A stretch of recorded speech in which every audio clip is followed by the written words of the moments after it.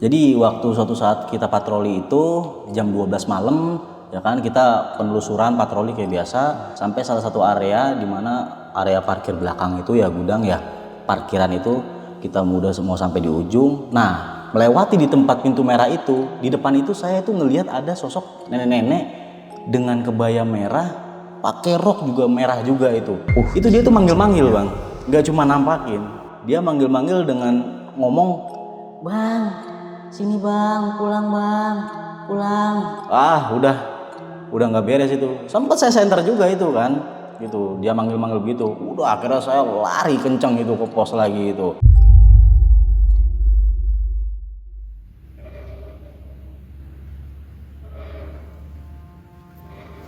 Bener-bener ada suara orang napas itu. Tapi saya di situ berusaha ngontrol diri, Bang. Di situ udah jantung saya benar-benar mau kejepit itu, bener-bener. Rasanya itu udah merinding sampai kepala gitu.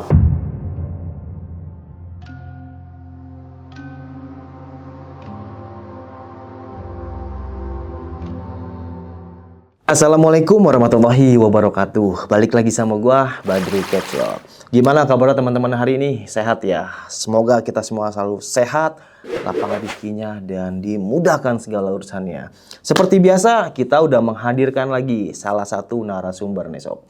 Nah, beliau ini bernama Bang Bowo. Nah, Bang Bowo ini kerja nih di salah satu gudang spare part mobil alat berat ya. Dan beliau ini di sana sebagai keamanan, bisa dibilang security lah, om aparat. Nah, saat bertugas Bang Bowo ini sempat nih sob mengalami kejadian horor. Nah, buat teman-teman di rumah nih yang punya kisah pengalaman horor, ngapain disimpan aja, datang aja ke sini, kita berbagi kisah pengalamannya buat teman-teman di rumah nih. Jangan disimpan aja pengalaman horor kok, disimpan aja. Cukup kenangan bersama dia yang pahit aja disimpan. Nggak bercanda. Oke, nggak usah lama-lama lagi, langsung aja kita merinding syahdu.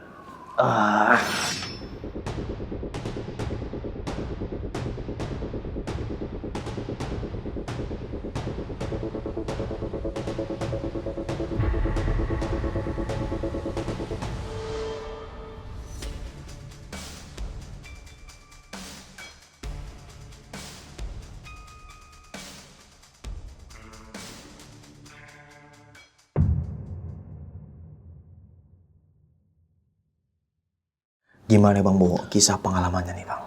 Jadi saya di sana itu bekerja itu udah sejak dari 2023 gitu, Bang. Sebagai divisi keamanan, yang dimana sebelumnya memang saya tuh udah menggeluti divisi tersebut kurang lebih ya sekitar 7 tahunan lah. Jadi awal mula saya bisa di sana itu memang rekomendasi dari perusahaan. Bahwasanya dari perusahaan tersebut itu kita dimutasikan karena di perusahaan sebelumnya sudah habis kontrak. Jadi awal mulanya di sana itu kita masuk 2023. Di sana sistemnya hampir kurang lebih jauhnya sama lah. Kayak sistemnya di sana 42, jadi masuknya itu 4 hari masuk, itu ada 2 hari pagi, 2 hari malam, sama 2 hari libur gitu. Dan di sana pun areanya cukup luas, kurang lebih ya sekitar 1 hektar lebih lah. Terdiri dari beberapa bagian gedung gitu ya. Misalnya ada gedung warehouse, di sana itu fungsinya tempat penyimpanan barang-barang spare part, ada gedung workshop, di situ juga banyak ada kantor-kantor office segala macem. Ada juga di area belakang itu sebagai gudang tempat garasi kendaraan alat berat. Nah, jadi di sana ini nih terfokus pada perusahaan yang bergerak di bidang alat berat. Jadi sistem di sana juga kalau misalnya kita masuk pagi, di sana tuh kita jaga itu 2 orang, terdiri dari pos depan sama pos belakang. Jadi satu orang. Berarti di situ cuma ada 2 pos doang Bang? Iya betul, cuma ada 2 pos saja di sana. Jadi pos depan 1 orang, di pos belakang juga 1 orang. Nah kalau masuk malam itu dia jaga 3 orang di sana. Di pos depannya 2 orang, pos belakang 1. Karena memang yang utama kan pos depan gitu ya, lalu lintas segala macam di situ. Di pos depan yang lebih agak sibuk sih ya. Ini kalau boleh tahu personil divisi keamanan ada berapa orang Bang Bowo? Kalau untuk jumlah personil di sana itu kurang lebih 9, termasuk sama komandannya dan kru-nya. Jadi kita aktif di sananya itu kurang lebih 8 orang. gitu, termasuk 1 dan runnya gitu. Jadi ya di rolling aja. Ada yang sebulan masuk pagi bertiga, ada yang berdua gitu. Tapi kalau malam memang harus bertiga karena memang kan mengantisipasi hal yang tidak diinginkan, karena kan intensitas kriminal kan lebih tajam di malam hari ya Bang ya. Begitu. Jadi mekanisme penjagaannya di sana kalau misalnya malam itu kita patroli terbagi dari beberapa jam. Dari dimulai di jam 11 sampai jam 5 subuh gitu. Jadi masing-masing personil ini kebagian 2 jam, tinggal di random aja pengaturan sistemnya. Mau bagiannya jam berapa, intinya satu personil dapat 2 jam. Oh, berarti kalau patroli sendiri-sendiri ya? Ya, betul. Jadi kalau patroli ini sendiri-sendiri ada alasannya. Kenapa patroli sendiri-sendiri? Karena memang kan efektifnya kan berdua kan Bang. Jadi mengantisipasi juga apabila memang satu personil dikhawatirkan terjadi sesuatu yang tidak diinginkan gitu. Jadi kenapa patrolinya sendiri? Karena memang keterbatasan manpower. Jadi itulah yang membuat sistem kita atur patroli harus sendiri-sendiri aja gitu. Karena kan harus ada beberapa pos yang nggak bisa ditinggal gitu. Ya antisipasinya kalau memang terjadi hal yang tidak diinginkan, yang penting setiap personil harus bawa HT aja gitu. Jadi apabila memang benar terjadi hal yang tidak diinginkan, nah itu kita pergunakan HT aja sih Bang.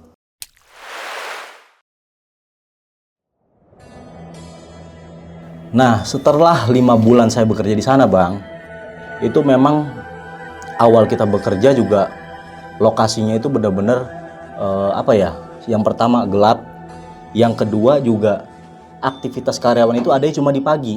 Jadi aktivitas di malam hari itu benar-benar yang ada udah cuma security pure aja udah. Kita lakukan pengecekan, patroli gitu. Nah itu yang saya bilang awal, setelah 5 bulan menjalani pekerjaan tersebut, ada suatu kejadian yang dimana awal saya di sana itu 5 bulan, waktu lagi ada kegiatan ini, fogging itu ya. Jadi saya itu posisinya waktu itu masuk malam, kedua, nah itu posisinya saya jaga di pos belakang. Waktu di pos belakang itu, saya itu selesai habis kegiatan unit, checklist unit. Nah, tiba-tiba yang di depan teman saya ini ngontek. Wo, monitor wo. Ya, masuk Bang, ada apa Bang? Ini ada kegiatan fogging. Untuk di depan ini foggingnya udah selesai. Tinggal yang di belakang, nanti bantuin ya untuk yang di belakang dikawal. Oh yaudah, oke Bang, siap, kita kawal. Akhirnya saya ke depan dulu, jemput petugas foggingnya kan. Setelah saya jemput, saya kawal ya kan kegiatan fogging tersebut. Sampai pertama itu kita masuk ke area garasi parkir mobil kendaraan alat berat tersebut. Setelah selesai kita geser lagi ke pos depan, ada itu yang belum di fogging. Nah ini salah satu tempat yaitu gudang warehouse, tempat penyimpanan spare part alat-alat berat. Jadi awal masuk memang lampunya itu gelap Bang. Karena memang kan karyawan udah sepi, giat fogging itu adanya malam kan. Gitu. Awal saya nyalain lampu ya kan. Kita setelah nyalain lampu akhirnya giat fogging berlangsung. Disemprot dari belakang sampai ke depan. Setelah udah selesai akhirnya kita antar lagi petugas foggingnya ke pos utama. Nah, di sini tugas kita juga harus matiin lampu lagi. Kenapa tadi kita nggak matiin lampunya itu langsung aja? Karena kan masih banyak asap, Bang. Makanya kita kita bawa dulu ke pos depan petugas foggingnya, tunggu asap reda dulu ya, kita ngopi-ngopi santai dulu lah gitu. Setelah dikiranya udah beberapa menit kemudian, akhirnya udah kita matiin lagi lampunya. Saya jalan lagi masuk ke dalam. Akhirnya pas di ujung itu, pas saya mau matiin lampu itu ada salah satu kejadian yang bener-bener nggak diduga Bang. Gimana tuh awalnya Bang Bo? Jadi waktu saya jalan memang awalnya tuh normal-normal aja Bang. Karena pikiran juga belum ada ke hal-hal yang negatif seperti itu kan. Karena kan posisinya masih terang gitu. Udah akhirnya kita matiin lampu. Nah lampu ke-1, lampu kedua, sampai beberapa lampu udah bener gelap. Disitulah Bang, kita dengar ada suara rantai yang bertabrakan. Tring, tring, tring aja gitu. Ini saya mulai panik kan. Karena posisi udah gelap Bang. Kita cuma bawa senter doang kan. Pikiran saya waktu kejadian itu saya dengar bunyi rantai, oh mungkin rolling door-nya. Ini rolling door kan dari besi juga kan Bang, mungkin pikiran saya ke situ. Akhirnya udahlah, nggak ada kali, nggak ada apa-apa. Udah akhirnya saya cuek aja. Saya jalan lagi ke depan, saya sambil senter-senter. Belum sampai di ujung, itu baru sampai di tengah. Pas saya senter-senter, ada lagi bunyi rantai tersebut gitu. Lah, ini udah nggak masuk akal saya bilang. Kenapa nggak masuk akal? Pikiran awal saya kan rolling door. Sedangkan dari jarak gudang tersebut aja itu panjang. Saya baru sampai tengah itu udah cukup jauh dari rolling door. Nggak mungkin lah rolling door lagi gitu. Ini apa ini? Udah lanjut jalan lagi bang. Saya lanjut jalan lagi, nggak lama pas saya nyenter ke atas. Nah, disitulah saya melihat bener-bener itu ada sosok yang bener-bener saya bikin takut bang. Jadi ada salah satu sosok di atas rak besi itu, rak-rak spare part itu, sosok yang bener-bener itu merah kayak orang apa di itu merah basah gitu ya. Saya senterin bang. Ternyata bener dari bunyi rantai itu tuh rantai yang melilit di leher makhluk tersebut. Tapi saya bener-bener nggak ngelihat kepalanya. Bener-bener kayak apa ya? Entah mungkin nggak ada kepalanya atau memang ya gelap aja gitu. Karena kan posisi gelap banget kan ya bang ya. Tapi memang setelah saya senter itu loh, ini udah nggak wajar ini. Udah akhirnya saya teriak sekencang-kencangnya. Saya lari itu bener-bener bang. Sampai saya lari udah hilang pikiran, hilang arah, udah sampai nabrak-nabrak itu bang, lari. Akhirnya yang dari pos depan denger, itu suara apa itu?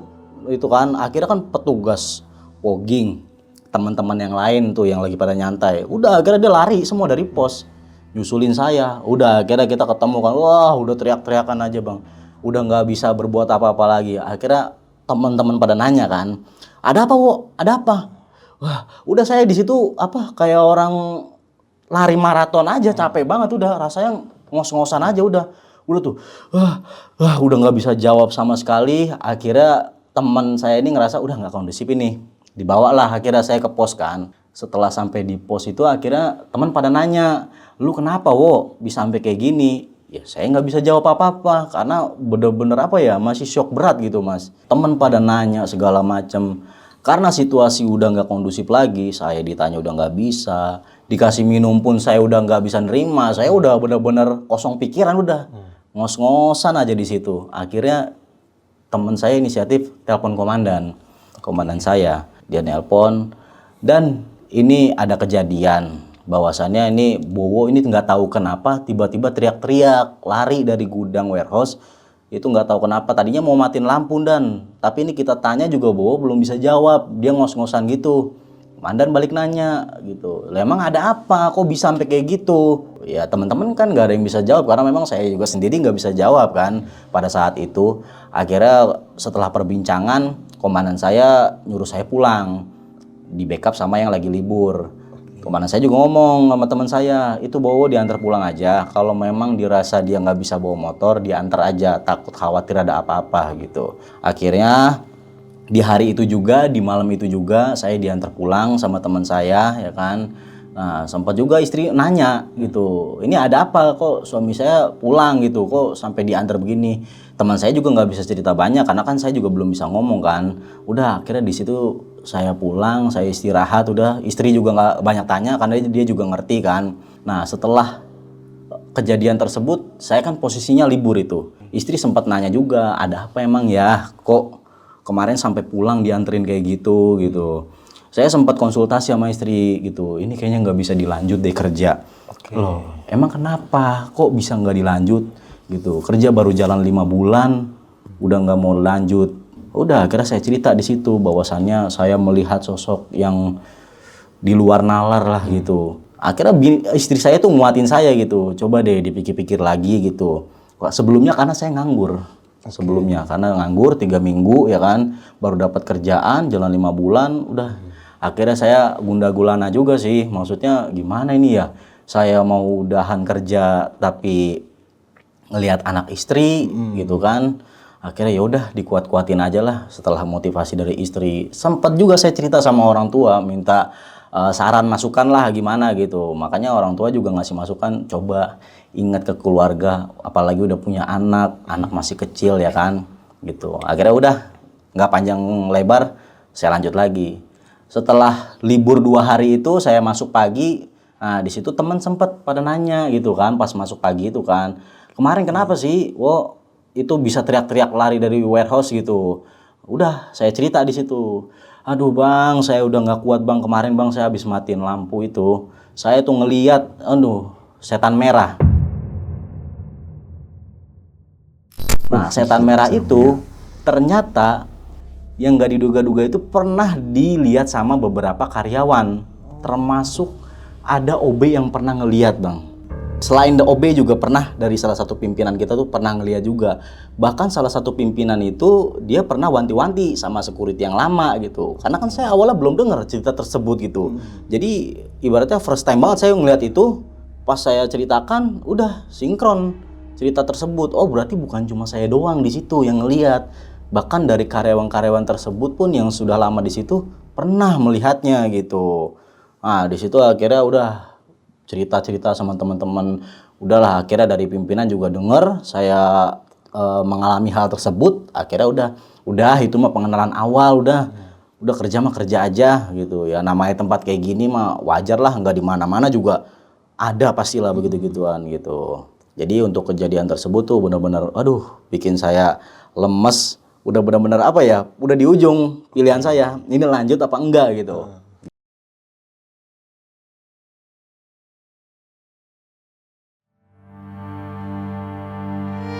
Setelah sebulan kemudian itu kita kerja itu ya nggak ada apa-apa sih.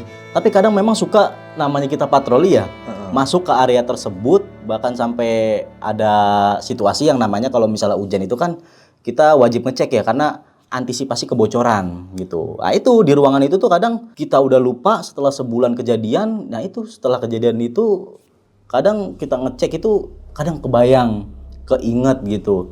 Cuma udahlah.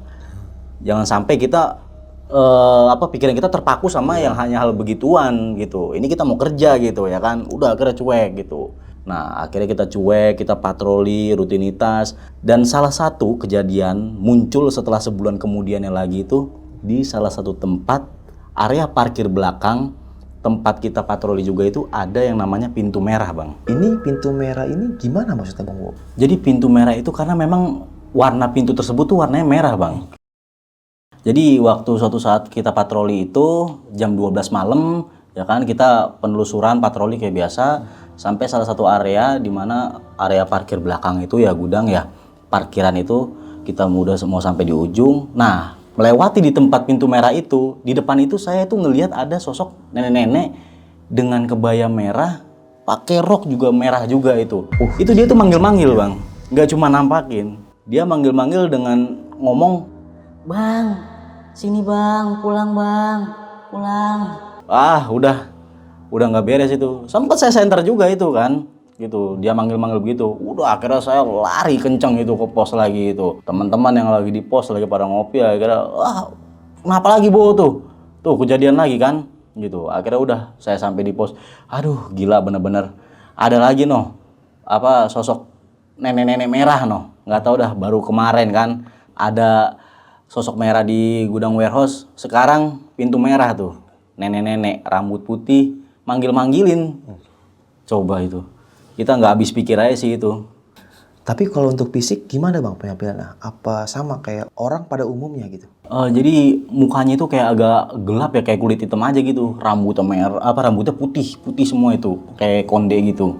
Akhirnya teman-teman ya seperti biasa, karena teman-teman ini kan senior semua ya. Dia bawa guyon akhirnya, udah pengenalan itu mah, udah biasa itu mah udah cuek aja. Udah. Akhirnya karena ini saya rasa kedua kalinya, saya kuatin lagi diri saya. Udah akhirnya sempat saya cerita lagi sama kedua orang tua, ini udah nggak beres, ini gimana ini. Udah sih Wo, namanya begituan itu tuh hal yang biasa. Intinya kita satu, nggak kenal orang tersebut, udah itu aja. Udah akhirnya saya kuatin diri lagi. Akhirnya saya bekerja lagi seperti biasa udah.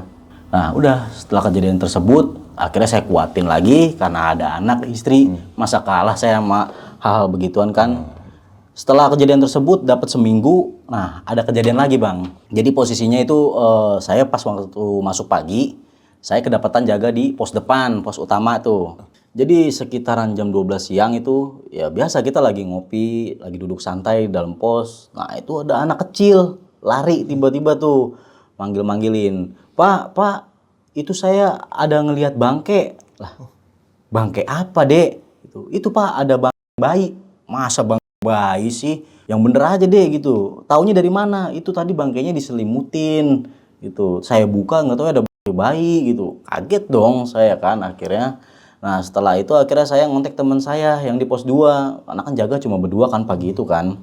Saya ngontek teman saya, "Pak, monitor Pak." "Ya Wo, ada apa?" Bisa minta tolong nggak ke depan dulu Pak? Soalnya ini ada anak kecil, dia datang ke sini katanya ngelihat Bang bayi gitu." "Oh yaudah Wo, tunggu gua merapat sekarang." Akhirnya teman nggak lama merapat kan. Setelah teman merapat ke depan, kita langsung cek lokasi. Ternyata dari yang ditemukan itu lokasinya itu nggak jauh Bang dari tempat saya bekerja gitu. Jadi depan percis PT saya itu kan jalanan. Di samping jalanannya itu ada apa kali. Nah itu ada di tepi kali. Udah langsung kita tanganin kan. Jadi saya nahan saksinya, teman saya langsung laporan ke security kawasannya. Karena kan itu bukan ranah kita. Kita cuma mengetahui, kita laporan, udah selebihnya kita mengetahui aja sih. Nah setelah security kawasan datang, akhirnya kan dimintai keterangan dari si anak kecil tadi. Jadi anak kecil ini ada 2 orang Bang. Gitu. Kita tanya, "Ini kok kenapa bisa nemu bangkai begini?" gitu. "Bang bayi begini." "Ini awalnya Pak, saya memang udah ngeliat gitu 3 hari sebelumnya. Kenapa belum saya buka Pak? Karena saya nggak ada kecurigaan ke penutup tersebut. Kenapa bisa saya buka setelah 3 hari kemudian? Karena di situ udah banyak lalatnya." Gitu. Akhirnya bungkusan tersebut dibuka itu. Jadi bungkusannya pakai kain lap gitu aja Bang. Gitu. Akhirnya bungkusan tersebut dibuka sama security kawasan kan, dibuka. Wah, ternyata bener bangkai bayi. Ukurannya sih memang kayak dugaan kita ini Bang ya. Dugaan kita ini 2. Entah dia baru lahir dibuang atau memang korban dari aborsi gitu. Nah, itu 2. Setelah penanganan selesai, nah ada satu hal yang benar-benar di luar nalar Bang. Jadi kejadian tersebut itu berdampak ke kerjaan kita. Gitu. Setelah 3 hari kita jaga, di waktu malam pertama, ceritanya ini kan jadwal patrolinya teman saya Bang. Gitu. Sekitar jam 2 itu dia patroli kan. Akhirnya dia jalan, kita kan di pos aja biasa gitu kan. Penjagaan, dia jalan ke belakang, ke gudang belakang tempat area parkir. Itu ada kamar mandi di situ ya. Kamar mandi yang udah terbengkalai Bang ceritanya Bang memang. Setelah dia lagi patroli jalan, dia tuh ngelihat sosok anak kecil putih lari. Shot aja kencang banget itu. Cuma ya pikiran dia, apa ini bener yang dia lihat gitu kan. Udah jalan lagi sampai pas depan kamar mandinya, di situ dia denger ada suara bayi nangis. Oh udah, kaget dia Bang. Nggak sampai di situ. Dia di situ lari kenceng. Nah, akhirnya dia itu sampai nabrak pintu kaca. Posisinya kita mah lagi di pos, lagi ngobrol-ngobrol aja sama teman-teman kan. Nah, yang kita tahu dia nabrak pintu kaca itu kedengeran, cerang aja. Apa itu? Udah kita lari kan sama teman-teman kan, nyamperin kan. Kita lari, kita samperin gitu. Jadi teman saya ada yang beresin kacanya. Nah, teman saya ini dia tuh kena sobek di tangannya. Ditabrak sama dia itu, lari. Akhirnya kan kita panggil, "Bang, kenapa Bang?" Nah, cuma anehnya kok kita panggil-panggil dia bukannya nyamperin gitu ya. Dia diem, tapi dia malah masuk ke dalam lagi, ke tempat gelap itu gitu. Ke arah pintu merah itu gitu. Dia masuk ke dalam, lah pikiran kita, lah itu kok orang malah masuk ke dalam, tangannya udah ngocor darah kayak gitu kan. "Bang," saya ngomong sama teman saya, "Bang, ayo Bang, susulin Bang, nggak beres ini Bang." Akhirnya saya susulin sama teman saya kan. Wah di situ dia udah bengong aja sih, udah ngeliatin tangannya aja, tangannya udah gemeter, banyak darah. "Bang, ayo Bang, ikut Bang, keluar Bang, di ini dulu Bang, diobatin dulu Bang." Nggak mau, diem aja, ditarik juga diem aja. Aduh nggak beres ini, ada apa lagi nih teman saya ini ya. Udah akhirnya paksa Bang, kita tarik berdua kan, kita tarik berdua, kita bawa ke kamar mandi dulu kan, kita alirin pakai air, kita obatin. Teman saya juga satunya ngambil alkohol. Akhirnya setelah diobatin, kita bawa ke pos tuh. Kita tanya-tanya lagi, kita tanya. Nah, teman saya yang nanya tuh, akhirnya dia ngomong, "Lu kenapa bisa sampai nabrak kaca? Lu jalan main HP apa gimana?" "Mana ada main HP. Itu tuh di kamar mandi belakang loka itu ada suara nangis bayi itu." "Lah, bohong lu kalau kayak gini mah. Masa iya sih? Itu kemarin kan ada bayi mati, Pak, di depan, Pak." Wah, iya juga ini ya. Apa bener-bener ini ya sampai berdampak ke sini? Padahal kan udah beberapa hari kemudian itu kan.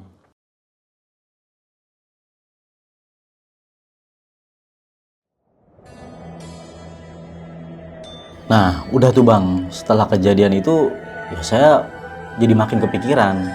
Ini harus berapa kali lagi kita nemuin kejadian kayak gini. Akhirnya kan mental Bang yang diganggu gitu. Udah kita setelah di rumah kita konsultasi lagi sama istri, sama keluarga gitu. Udah akhirnya sharing-sharing sama istri ya kan. Ini bagaimana ya? Udah beberapa hari kemudian ini banyak kejadian gitu. Ini kalau diterusin khawatirnya gitu terjadi sama kita ini bukan cuma apa yang kita lihat, apa yang kita dengar, bukan cuma juga mental yang diganggu. Khawatirnya itu yang paling utama tuh tetap sebenarnya tuh fisik Bang. Khawatirnya tuh kita fisik yang sampai apa namanya bisa mengganggu kita gitu. Akhirnya kita kan di situ nguatin diri lagi. Habis mau bagaimana Bang? Ya kan kerjaan susah. Selagi kita dapat kerjaan walaupun kondisinya seperti apa ya udah kita jalanin lagi demi keluarga. Nah setelah 2 minggu kemudian waktu pas saya masuk malam itu saya kedapatan jaga di pos belakang. Sekitar jam 12 malam lagi itu teman saya yang jadwal patroli. Nah akhirnya kan patroli kan melewati pos belakang tuh. Setelah melewati pos belakang itu teman saya tuh patroli mah biasa aja, rutinitas biasa. Akhirnya dia patroli ngelewatin pos belakang sampai ke salah satu tempat yaitu office ya, kantor ya. Dia itu ada 2 lantai. Nah itu dia awal tuh foto di bawah naik ke atas itu sampai di ujung ada salah satu pintu yang ketutup gitu ya. Dia lakukan pengecekan. Setelah pengecekan selesai dilakukan akhirnya dia balik lagi mau ke pos depan lagi itu.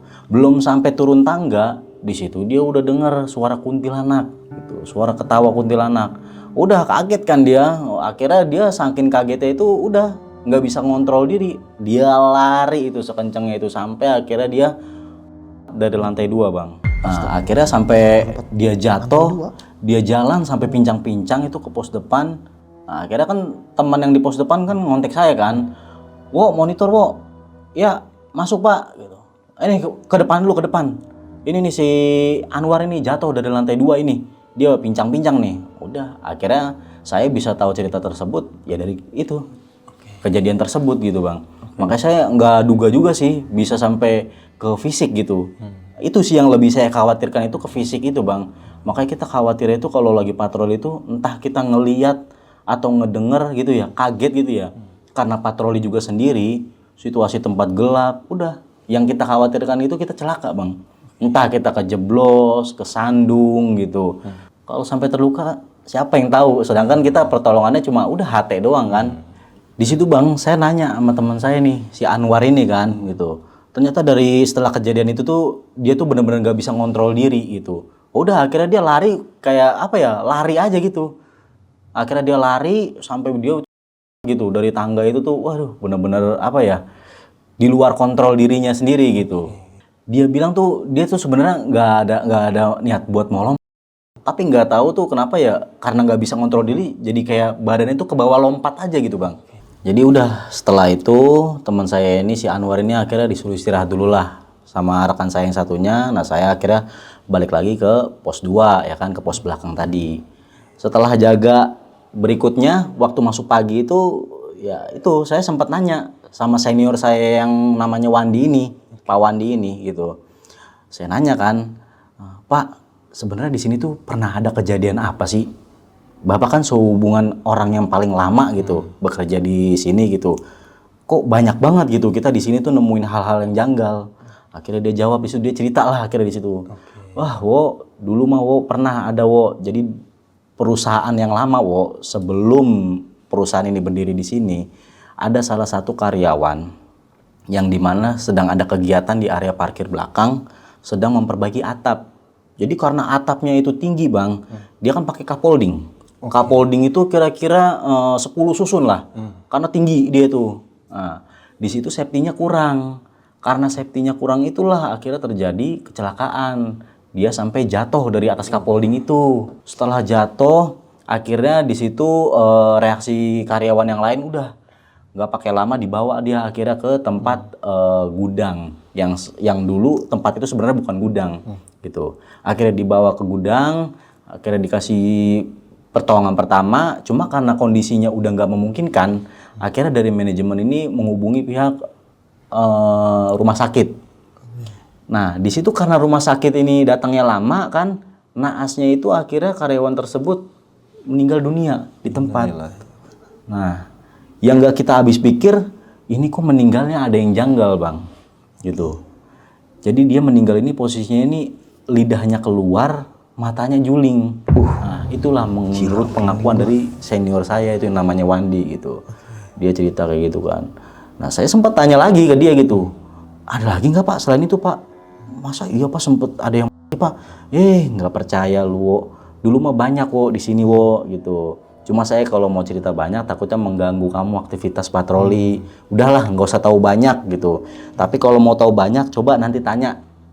Ada salah satu bapak-bapak, dia tuh selaku pimpinan udah lama kan, jarang juga aktivitasnya di situ. Nah, nanti kalau misalnya dia lagi pas kedapatan di PT, udah kamu ngobrol coba wo sama dia wo, gitu. Kalau kamu mau tahu banyak gitu.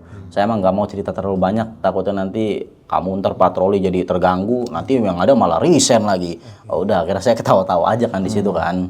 Oh, berarti bisa dibilang si bapak ini yang paling tahu ya sejarah tentang tempat itu ya? Iya, cuma memang dia nggak mau cerita banyak.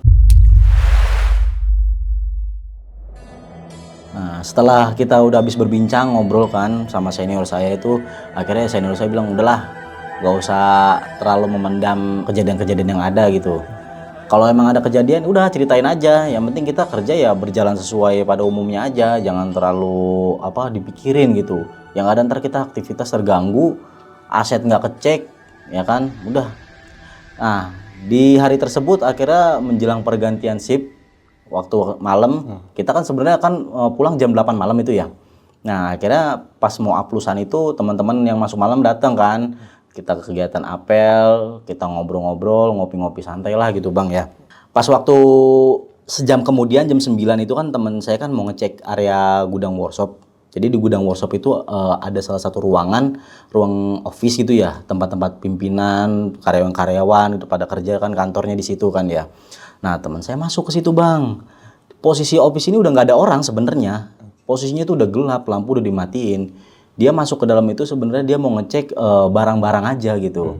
Dia masuk, jalan. Karena dia bawa senter, dia senter lah masuk ke dalam ruang office itu dari luar. Dia senter, ada salah satu pimpinan kita yang namanya Pak Andri itu, dia berdiri membelakangi teman saya. Ya teman saya karena nggak ngadep ke dia ya dia biasa aja jalan aja kan gitu kan. Nah akhirnya dia ngecek, dia cuek aja karena yang memang dia lihat ya seperti itu udah. Dia biasa mungkin iya kali pimpinan, nggak ada bayangan ke makhluk-makhluk goib gitu bang. Akhirnya dia jalan keluar lagi gitu. Nah yang kita nggak duga itu dia keluar itu dia sempet nanya, itu kok Pak Andri masih ada di dalam itu? Mana Pak Andri? Itu mobilnya aja udah nggak ada. Lah terus tadi yang gue lihat siapa? Udah tuh, akhirnya kita masuk bang bareng-bareng kan. Serius lu ngeliat lu? Orang-orang udah pulang kok, tadi gue yang lalin tadi keluar. Udah akhirnya kita ngecek ke dalam, kita nyalain lampunya bang, semuanya bang, gitu. Tuh, mana ada nggak orangnya? Udahlah di situ dia akhirnya bingung kan, masa iya sih gue salah lihat, perasaan bener ada gitu. Udah akhirnya kita balik lagi ke pos gitu.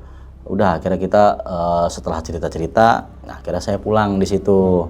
Nah sampai itu sekitar 3 mingguan bang, 3 mingguan ada kegiatan fogging lagi. Saya kedapatan itu pas masuk pagi posisinya. Masuk pagi, fogging datang sekitar habis maghrib. Nah itu kan kita melakukan pengawalan kan, karena saya di pos depan, akhirnya saya ngawal itu di pos depan aja.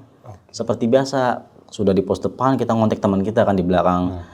Bang, monitor bang. Ya masuk kok. Tuh fogging udah arah belakang ya. Nanti dikawal. Siap. Oke, akhirnya dikawal lah sama teman kita yang di pos belakang. Setelah dikawal dari pos belakang, naik dia ke area office. Nah, sebelumnya kan teman kita ini kan ini ya, ngawal itu kan dia udah jalan duluan gitu. Nah, dia itu standby di ruang meeting gitu. Tapi ya tiba-tiba ini petugas fogging ini dari bawah naik ke atas, langsung dia buka ruang meeting, disemprot lah itu teman saya yang ada di dalam ruang meeting itu. Teman saya teriak bang langsung, pak, ini ada orang gimana sih pak? Lah, tadi itu yang kamar mandi siapa? Nah, jadi petugas fogging itu sebenarnya udah ngelihat teman saya masuk ke dalam kamar mandi di lantai 2 gitu. Makanya dia mah cuek aja, masuk nyemprot ke ruang meeting tanpa tahu bahwasannya ada teman saya itu gitu. Udah sampai situ akhirnya kan petugas fogging kan kaget juga kan, mikirin dari situ bang, lah terus tadi yang kita lihat di kamar mandi siapa mau kamar mandi gitu. Pantesan tadi bang saya tegur abang mau ke kamar mandi itu nggak jawab gitu. Akhirnya udah selesai fogging balik lagi ke pos. Teman saya juga sempat cerita juga tuh ke kita kan semua kan, itu tuh tadi gua lagi di ruang meeting main semprot-semprot aja lah. Oh bisa, itu petugas fogging tadi ngelihat gue mau arah kamar mandi, wah udah nggak beres lagi nih. Udah ibaratnya kita simpulin yang sosok menyerupai ini udah dua bang. Dari yang pertama kan pimpinan di ruang office sampai teman saya sendiri gitu. Yang masuk ke dalam kamar mandi taunya dia ada di ruang meeting gitu. Udah tuh bang, setelah kejadian itu akhirnya kan kita kan ya cerita lagi lah sama istri. Karena kita kalau nggak cerita rasanya kurang enak aja gitu bang. Kita cerita sama istri sampai kejadian bayi itu pun kita ceritain. Istri pun dengernya tuh kayak masa iya sih ada bayi yang dibuang di luar area berdampak gitu ke area kita gitu kan. Gitu. Ya istri mah tetap aja ngasih motivasi ke kita, dorongan supaya ya kita kerja, ya udahlah kerja aja gitu. Sebenarnya bukan kepentingan istri gitu. Istri mah fine-fine aja, cuma kan ada tanggung jawab anak gitu. Gitu. Udah akhirnya kita kuatin diri lagi gitu. Sebenarnya juga saya bang jujur, saya tuh bukan orang yang pemberani. Saya tipikal orang yang penakut, cuma karena tuntutan kerja, ya udah kita jalanin aja. Akhirnya karena keluarga udah nguatin, ya kan, kita coba konsul lagi sama orang tua. Karena kan orang tua kita juga pernah jadi sapam, bahkan sampai sekarang bapak saya masih jadi sapam gitu kan. Udah tuh, akhirnya dari bapak saya juga ngomong, masa lu kalah sih Wo sama bapak lu Wo? Udah kerja, udah jalan 5 bulan lebih. Masa sama begituan masih aja terganggu, mau sampai kapan gitu kan. Nah, udah akhirnya saya nguatin diri, seperti biasa kita masuk kerja kan. Sampai ada satu ketika bang, setelah 2 mingguan kurang lah itu, kita posisi masuk malam, seperti biasa itu sekitar jam 1 lah gitu. Kita habis pada ngopi-ngopi, jadwal saya patroli kan. Nah kita patroli itu di ruang office lantai 2. Yang sempat teman saya itu dari lantai 2 itu. Nah, saya itu awalnya tuh nggak punya pikiran apa-apa bang. Udah jalan-jalan aja udah, cuek aja kan. Gitu. Kita jalan, naik ke atas, nah kita senter-senterin, aman, kita barcode, udah kita foto, kita jalan lagi ke depan. Ngelewatin ruang meeting, nah di sebelah ruang meeting ini ada salah satu ruangan, tempat ruangan pimpinan. Di situ awalnya saya lewat itu memang kayak ngelihat sosok putih bang. Cuma saya lurus lagi aja terus. Sempat mikir bang, kayak apa itu ya? Ah nggak ada kali, nggak ada apa-apa. Nah, akhirnya lurus sampai ujung, kita udah cek area tersebut nggak ada apa-apa kan, aman kan? Kita balik lagi. Nah itu mau balik lagi itu tuh perasaan udah nggak enak bang, muncul lah di situ perasaan nggak enak tuh. Akhirnya tuh kita jalan. Tapi rasanya nggak enak banget gitu kalau kita nggak nengok gitu bang, kalau cuma perasaan doang gitu kan. Kita penasaran, akhirnya kita nengok, kita senterin gitu. Nah itulah di situ ada sosok bapak-bapak tuh putih gitu bang, cuma mukanya hitam gitu. Dia tuh lagi duduk di meja begini bang. Waduh, langsung saya itu bang lari itu kenceng. Tapi alhamdulillah memang setelah ngeliat kejadian tersebut ya saya masih bisa ngontrol diri bang. Gitu. Seketika inget aja gitu kejadian Anwar teman saya itu yang sampai lompat gitu bang. Akhirnya saya lari turun ke bawah tuh kan, turun tangga cepet. Waduh, yang harusnya kita masih lanjut patroli lagi kan ya. Udah akhirnya kita stop dulu. Kita ke pos, kita ngomong lagi sama temen. Bang, ya Allah bang, saya ngeliat putih-putih bang, sosok putih bang itu kayak bawa bapak, tapi mukanya hitam gitu. Itu di ruangannya siapa namanya Pak Obi, samping ruang meeting. Teman saya sempat nggak percaya kan, ah yang bener Wo, iya masa saya bohong sih gitu. Akhirnya kan udah kan setelah kejadian tersebut ya kita ngopi-ngopi santai lah gitu. Padahal itu masih ada giat patroli lagi bang, untuk jam saya masih 1 kali lagi kan gitu. Akhirnya setelah kejadian tersebut ya saya kuatin diri lagi ya kan, karena satu yang saya ingat, karena saya malu juga bang kalau sampai cerita lagi keluarga, cerita lagi keluarga gitu. Mau sampai kapan saya terbiasa dengan situasi gitu kan. Udah akhirnya patroli selanjutnya kita patroli seperti biasa. Alhamdulillah nggak ada kejadian lagi gitu. Sampai akhirnya kita ke pos lagi, udah kita ngopi-ngopi santai sambil menunggu jam pulang gitu bang. Nah udah tuh bang, pas besok paginya bang, setelah saya masuk pagi itu kan saya ini di pos 2 nih, di pos depan nih, jaga berdua sama senior saya ini. Akhirnya kan kita ngopi-ngopi santai ya kan, akhirnya saya ngomong sama senior saya, Pak cerita lagi dong Pak, pernah ada kejadian apa lagi nih kira-kira nih Pak di PT kita nih Pak gitu. Akhirnya senior saya bener nih mau tahu nih gitu. Ya iyalah Pak, rasanya karena saya ganjel Pak kalau nggak dapat cerita tuh, makanya saya pengen tahu aja gitu Pak gitu. Waktu itu pernah jadi ada salah satu kegiatan pengiriman kendaraan alat berat bang gitu. Sekitar jam 2-an lah, jam 2 siang itu pengiriman alat berat jam 2 siang. Nah supir itu masuk kan bawa kendaraan. Nah, akhirnya selang beberapa menit itu dia kan ke belakang, dia parkirin, dia turunin mobilnya.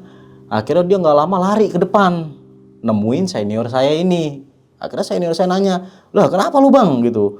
Itu Pak di belakang Pak ada sosok nenek-nenek keriput, rambutnya putih, pakai kebaya merah, nyuruh-nyuruh saya pulang lagi Pak.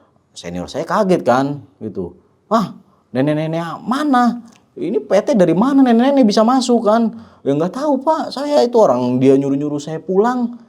Akhirnya kan saya kaget dengar cerita tersebut gitu. Ah yang bener Pak. Nggak percaya kalau diceritain. Udah akhirnya di situ saya juga yang kayak pernah saya ceritain itu bang. Awal-awal saya kerja itu kan, itu sama gitu cerita itu sinkron gitu. Bahkan dari beberapa cerita karyawan sampai pimpinan kita juga yang saya alami itu benar-benar sama gitu. Dari beberapa kejadian gitu bang. Udah tuh bang, setelah lambat laun kita jaga di sana, ya udahlah akhirnya saya pede gitu kan, udah terbiasa lah dengan situasi. Ya mungkin bisa dikatakan udah seperti yang lain, senior-senior yang lain terbiasa gitu. Nah sampai suatu ketika bang, 2 minggu kemudian itu ya. Nah saya tuh jaga di pos belakang bang. Saya jaga di pos belakang, jam 1 malam itu teman saya yang patroli. Nah, akhirnya dia patroli kan ngelewatin pos saya. Sempat dia nyapa gitu, wo ngopi lah. Nah, ayolah ngopi sini, ngobrol dulu. Nah, teman saya bilang udah ntar habis patroli gitu kan. Nah dia patroli, akhirnya dia udah di akhir patroli titik di gudang warehouse. Dia masuk ke gudang warehouse, gak lama dia lari bang. Dia lari ke saya lagi itu. Dia lari kenceng, dia ngomong sama saya. Wo, coba deh wo, lu cek wo di gudang warehouse. Lah kenapa gitu. Gue tadi dengar orang napas wo. Ah orang napas, lu kali napas sendiri gitu. Lu mau malah bercanda, coba dicek dulu gitu. Gue takutnya salah denger juga gitu. Nah karena saya ngeliat muka dia udah pucat ya bang ya, dan yang kedua juga saya udah merasa pede, udah percaya diri dengan situasi yang ada, udah akhirnya saya cek bang gitu. Saya masuk ke gudang warehouse, saya nyalain dulu lampunya nih gitu. Saya nyalain dulu karena kan lampunya awal gelap kan ya. Saya nyalain dulu lampunya. Nah pas saya itu kan apa ya, rasanya agak janggal gitu, agak janggal juga. Makanya saya rekam gitu. Saya jalan dari ujung rolling door tempat lampu, setelah saya nyalain, saya jalan ke tengah sampai ke ujung ke kantornya itu ya. Disitulah bang, apa yang diceritakan sama teman saya terjadi. Bahkan itu sempat saya rekam. Bener-bener ada suara orang napas itu. Tapi saya di situ berusaha ngontrol diri bang. Di situ udah jantung saya benar-benar mau kejepit itu benar-benar. Rasanya itu udah merinding sampai kepala gitu. Sampai tangan saya benar-benar merinding itu. Udah saya cuek coba jalan gitu. Pengen tahu gitu kan. Makanya saya rekam itu kan, satu sisi memang saya pengen dari rekaman saya itu dapat sosoknya gitu. Tapi memang ya nggak dapat ternyata. Tapi yang saya nggak duga itu alhamdulillahnya dari hasil rekaman tersebut itu dapat bang suara napasnya bang. Itu jelas suaranya bang? Jelas banget, suaranya jelas. Sampai dari saya dengar suara tersebut, akhirnya saya matiin lagi lampu. Saya keluar dari rolling door itu bang, gitu. Saya susulin lagi tuh teman saya, gitu. Wah, bener lu. Nih, lu mau ngeliat gak nih videonya? Tuh. Akhirnya, wah mana lu videoin? Oh, iyalah. Habis kalau kejadian kayak gitu rasanya gimana ya kalau nggak kita videoin ya bang ya. Akhirnya kan kita videoin, nah itu dapet. Nah akhirnya teman saya ngeliat, nah ini bener sama apa yang tadi gue denger, wo. Bener-bener suara orang napas gitu. Wah bener-bener luar biasa itu bang. Setelah dari kejadian itu bang, beberapa menit kemudian jam 3 malam itu kan akhirnya kan teman kita lanjut patroli gitu. Teman kita lanjut patroli, dia jalan kan ke pos belakang, sama lewatin pos kita juga di pos belakang gitu. Negor juga sama. Woi, nggak tidur lu. Saya jawab, mana ada sapam tidur kan gitu. Udah akhirnya dia jalan tuh sampai ke pos belakang, dia lewatin ke area parkir, Bang. Area parkir gudang apa namanya? Alat berat itu. Nah, setelah dia selesai foto-foto, dia barcode, jadi dari dalam kamar mandi ada yang nimpuk, Bang. Di situ ada yang nimpuk gitu, ada yang nimpuk dia tuh. Akhirnya kan dia lari, Bang, balik lagi ke pos saya. Dia nggak lanjut ke depan, dia balik lagi ke pos saya. Teriak dia, Bang, sempet teriak itu. Wah, dia teriak tuh. Ya, kenapa Pak? Gitu. Sini, Wo. Coba, Wo, ayo, Wo, cek lagi, Wo. Kenapa ya gitu? Udah dia udah ngos-ngosan aja di situ. Kenapa ya? Kenapa Pak? Gitu. Itu no ada yang nimpuk gua no. Hah, ada yang nimpuk? Masa sih Pak, yang bener apa Pak? Jangan bercanda Pak, tadi si Ajau. Sekarang Bapak ini Pak. Gitu. Udah ayo ikut aja kalau nggak percaya gitu. Udah. Akhirnya saya dampingin dia kan ke depan kamar mandi itu. Tuh, kita senterin. Tuh, nggak ada kan? Nggak ada apa-apa. Udah akhirnya dari situ setelah kita dampingin ke tengah itu kan, ke dekat kamar mandi, dia lari langsung Bang ke depan pos. Saya ditinggal di tengah. Udah. Akhirnya saya balik lagi ke pos. Nah, setelah balik lagi ke pos, akhirnya kan saya mikir kan Bang di situ kan. Wah, udah alhamdulillah nih kayaknya nih gangguan ini udah ke teman-teman saya nih. Ya kalau bisa mah ke depannya mah udahlah biar ke teman-teman saya aja lah. Kadang saya kalau ditongolin kayak gitu-gitu lagi, aduh, nggak sanggup kita. Nah, jadi kira-kira seperti itu Bang. Nah, sekarang ini kan karena sudah mau menjelang 2026, kebetulan juga saya sampai sekarang masih bekerja di sana Bang. Oh, masih di sana. Ya, kita masih di sana. Apalagi di bulan Desember ini saya memang kedapatan itu full masuk malam terus Bang. Karena memang schedule-nya itu kita tuh selalu diacak satu orang itu pasti kedapatan 1 bulan full masuk malam. Nah di Desember inilah saya kebagian masuk malam full. Cuma ya tetaplah kita walaupun kita udah terbiasa, tentu Bang kita harus nyiapin mental. Seolah-olah kita nih mau masuk malam gitu ya. Dari pagi kita udah punya bayang-bayang gitu. Wah masuk malam nih. Jadi kayak kita men-challenge diri aja gitu Bang sekarang ini tuh udah alhamdulillahnya seperti itu gitu. Tapi tetap kita mental kita siapin. Nah, itu menjelang patroli itu udah kita lewat-lewat aja. Adapun suara segala macem gitu kan yang selebatan-selebatan udahlah anggap aja. Cuma bayang-bayang pikiran aja gitu. Jadi begitu Bang. Kisah yang benar-benar yang nggak bisa saya lupain sampai sekarang gitu. Hal-hal yang benar-benar baru saya rasain pertama kali semenjak saya jadi security selama 7 tahun ini Bang. Begitu Bang kira-kira. Nah, nih Bang Bo, tadi kan Abang bilang ketemu sosok merah nih yang sampai tangan itu dirantai. Bahkan itu ditambah nggak ada kepalanya, Bang. Terus Abang sempat gak sih cari tahu kenapa itu? Kok dia bisa sampai kayak gitu? Sebenarnya Bang saya sempat cari tahu gitu Bang. Dari apa yang saya lihat itu rasanya saya tuh apa ya kurang puas kalau saya kurang cari tahu gitu Bang. Tapi itu kendalanya karena ada salah satu orang di situ yang dimana dia memang pernah bekerja di perusahaan sebelumnya gitu ya. Namun dia tidak selalu standby di area tersebut gitu. Makanya kita cuma sebatas nanya sama senior kita. Dia cuma bilang kalau mau tahu banyak coba aja tanya ke Pak Andrew gitu. Begitu. Makanya kita sebenarnya pengen banget tahu banyak itu tentang hal apa lagi yang pernah kita alami gitu. Pasti kan nggak mungkin kan nggak ada kisah sebelumnya gitu. Itu yang kita pengen tahu juga Bang sebenarnya Bang. Tapi Bang Bo sempat nanya gak ke Pak Heru ini? Sebenarnya kita pengen nanya, cuma karena belum kedapatan aja kita nemuin dia ada di perusahaan. Kadang juga waktunya dia ke PT, ya kita lagi posisinya lagi off gitu. Teman-teman juga yang lain tuh sebenarnya ngedorong kita tuh kalau mau tahu banyak sama Pak Andrew itu gitu. Dia tahu banyak dia, semua kisah dia tahu di sini gitu. Karena memang Pak Andrew juga nggak banyak cerita sama orang-orang. Paling yang tahu ini senior saya ini satu itu Pak Wandi kan. Nah, terus Bang Bo sempat gak nanya-nanya nih ke teman Abang satu divisi, mungkin ada orang lama gitu. Pernah gak mereka ngalamin kejadian juga di tempat itu? Terutama kejadian horor gitu Bang Bo. Sebenarnya kalau dari teman-teman maupun orang kantor itu awal kita masuk tuh sebenarnya nggak ada yang cerita Bang gitu. Karena kekhawatiran itu timbul itu takutnya kita kalau diceritain patroli jadi terganggu gitu. Kerja jadi nggak lama. Itu Bang, karena sebelumnya pernah sebelum saya itu teman-teman yang lain yang baru itu yaitu kedapatan sampai nggak kuat lama di sana bang. Karena baru dengar ceritanya aja udah begitu, dengan situasi gelap segala macam di tempat kita gitu, belum ditongolin dia udah keluar. Makanya ya itu khawatirnya itu kalau senior pada cerita, saya pribadi takutnya nggak kuat gitu di tempat tersebut gitu bang. Nah, kan dari tadi saya dengerin nih Bang Bowo ya, ini tempat serem banget ya. Pernah gak sih ada karyawan atau staf-staf yang lainnya saat kerja ada yang kesurupan atau ada yang ketempelan ya, sampai rumah sakit lah atau gimana gitu Bang Bowo? Nah kalau untuk kerasukan sih kemungkinan kecil bang, nggak ada, belum ada. Selama kita bertugas ya bang ya, itu belum ada kayak kejadian kerasukan. Karena mungkin pikiran saya ini bang, satu di sana karyawan itu dia sifatnya non-shift, jadi masuk pagi terus gitu kan. Udah gitu ramai gitu. Pagi itu aktivitas tuh padat di sana.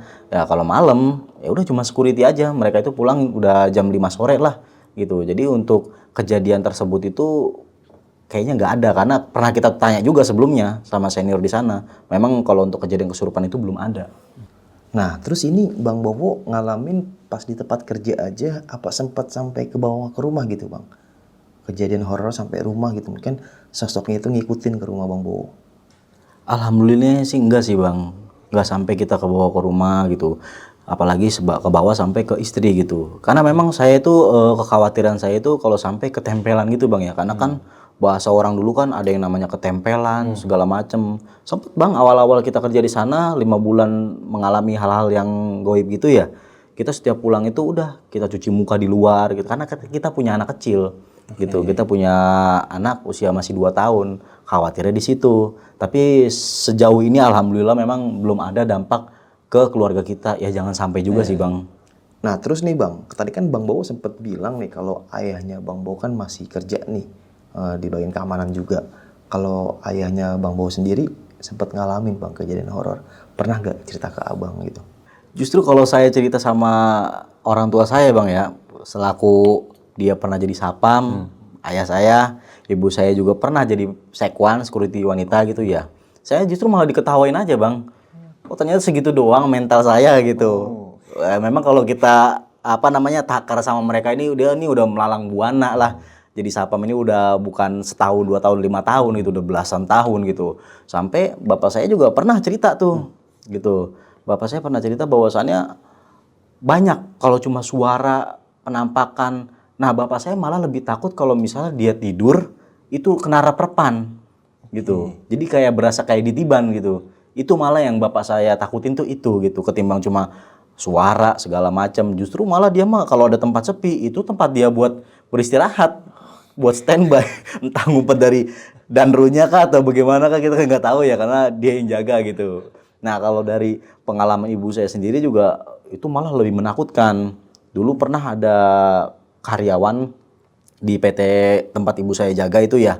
Jadi kalau dia kan PT-nya kan aktif tuh 24 jam. Ada karyawan masuk shift malam gitu. Jadi setiap patroli itu ibu saya itu selalu ngelewatin salah satu kantor yang dimana itu ada selalu apa karyawan cewek gitu ya. Pasti di depan komputer. Sampai suatu ketika beberapa tahun kemudian karyawan tersebut meninggal, ya meninggalnya memang di luar gitu kan. Sampai ibu saya patroli itu ngelihat sosok dia lagi main komputer itu. Wah, sampai kaget teriak-teriak gitu. Tapi memang setelah kejadian itu udah dianggapnya lupa gitu. Makanya saya nggak nyangkanya kok bisa secepat itu gitu. Lain dari saya gitu yang menemukan hal tersebut tuh sampai butuh waktu lama gitu bang buat ngelupainnya gitu. Begitu bang. Oh, berarti Bapak nih keamanan, Ibu bagian keamanan. Jadi bisa dibilang keluarga keamanan nih. Terus kalau Kakak gimana tuh? Sempat cerita gak tuh Bang?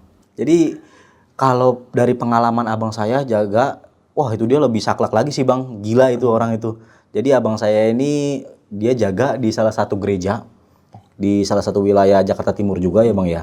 Dia itu pernah cerita bahwasannya, yang cerita sih ibu saya gitu ya.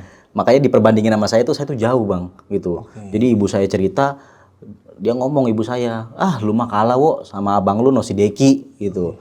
Dia mah sampai ngirimin video wo ke mak lu wo. Kenapa video apa? Itu di gerejanya itu habis matiin lampu itu ada sosok putih gitu ya. Malah dicari bang sama dia bang, dikejar sosok itu. Itu gila tuh abang saya tuh. Memang kalau abang saya ini orangnya entah normal atau enggak ya sama begitu tuh nggak ada rasa bang. Dikejar malah sama dia. Saya lihat videonya. Wah gila luar biasa itu. Makanya aduh kalah jauh ini saya sama senior-senior keluarga saya ini. Buat teman-teman nih ya yang mau jadi security, gua rasa kalau misalnya lu punya mental masih kecil, diasah dulu lah mentalnya. Nah, pesan pentingnya untuk kalian nanti yang mau berkeluarga, kalau punya anak, jangan pernah takuti anak kalian dengan sosok yang goib gitu. Karena apa? Karena itu akan berdampak buruk dan besar ke depannya untuk anak kalian. Contohnya siapa? Contohnya saya sendiri, Bang. Jadi dari pengalaman saya itu, ya itu dulu sering kecilnya itu ditakut-takutin. Jadi sampai besar itu dampaknya ya kita selalu punya sugesti yang kesana gitu, Bang. Begitu, Bang. Betul. Jadi ingat, jangan pernah takutin anak kalian sama hal-hal goib. Ingat itu. Oke, mungkin cukup nih kisah pengalaman yang dialami sama Bang Bo ini. Bisa kita ambil segi positifnya, buang jauh-jauh negatifnya. Itulah sebuah pekerjaan pasti punya resiko tersendiri ya. Dan kali ini Bang Bo berbagi kisah pengalaman horornya, bukan kisah percintaan ya. Oke, sampai jumpa di kisah selanjutnya. Wassalamualaikum warahmatullahi wabarakatuh. Dadah. Buat kalian yang punya pengalaman horor, langsung aja chat ke nomor 0877 1671 5337.